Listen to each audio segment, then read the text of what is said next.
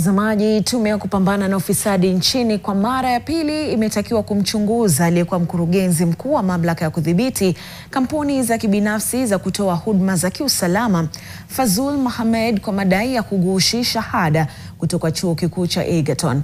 Mlalamishi katika kesi hii ametaka EACC kuchunguza swala hilo, akidai kuwa chuo hicho kilimkana Mohamed miaka 10 iliyopita.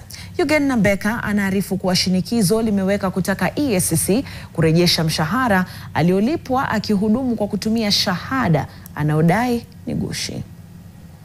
Mkurugenzi huyo wa zamani wa PSRA Fazul Mohamed amejipata taabani kwa mara nyingine, mlalamishi kwa jina la Hagai Odiao akiitaka tume ya maadili na kukabiliana na ufisadi nchini kuvalia njuga tena kesi hiyo. Awali, EACC ilikuwa imejaribu kufuatilia kesi ya madai ya kughushi shahada ya sayansi kutoka chuo cha Egerton dhidi ya Mohamed mnamo mwaka 2016, ila ikatupilia mbali kesi baada ya cheti hicho ghushi kupotea kwa njia tatanishi kutoka kwa faili ya kumchunguza Mohamed. Ilikuwa ikimchunguza kwa madai ya kughushi cheti hicho ili ashikilie wadhifa huo ambao hangeushikilia bila kuhitimu na shahada.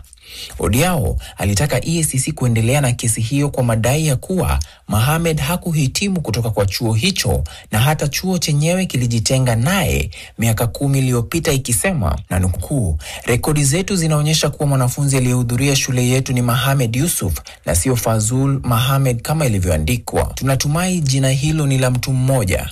Hata hivyo, mwanafunzi huyo alizuiliwa kuendelea na masomo akiwa mwaka wa 3 mwaka 2010 kwa kufeli. Mwisho wa nukuu.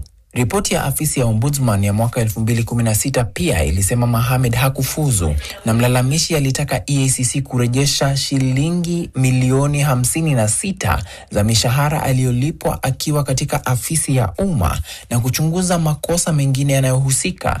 Ripoti hiyo ilimpata Mohamed na makosa ya kutumia cheti ghushi, ila hatua haikuchukuliwa dhidi yake. Ripoti hiyo iliwahoji maafisa wakuu watendaji wa awali wa bodi ya ushirikishi wa mashirika yasiyo ya kiserikali waliodai kuwa Mohamed aliwasilisha shahada ya biokemia alipokuwa akisaka kazi ya afisa mkuu mtendaji mnamo 2014. Juhudi zetu hapa NMG kumfikia Mohamed hazikufua dafu, kwani hakupokea simu zetu wala kujibu jumbe zetu kuhusu swala la shahada hiyo. Eugene Nambeka, NTV.